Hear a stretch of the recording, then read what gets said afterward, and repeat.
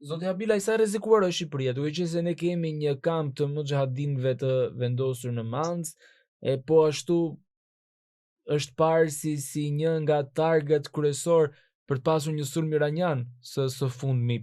Kemi një kapacitete mbrojtëse, bunkerët që kemi pasur dikur, tunelet, a janë të përdorshme, duke qenë se ju jeni një inxhinier ushtarak.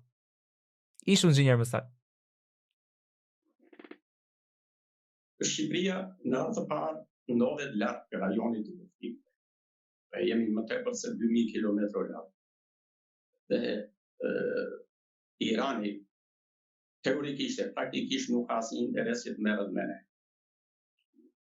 Nuk ka absolutisht asnjë zgjidhje dhe nuk ka arsye që lëshoj raketa në drejtimin tonë. E para. Ne vetë nuk kemi asnjë sistem mbrojtës. Por raketa që do vinë në Shqipëri ose në përgjithësi në Ballkan do të kalojnë nga Turqia, se s'ka rrugë tjetër.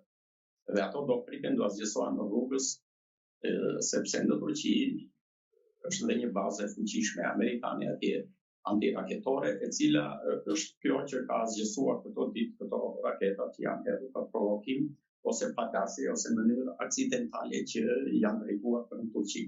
Kështu që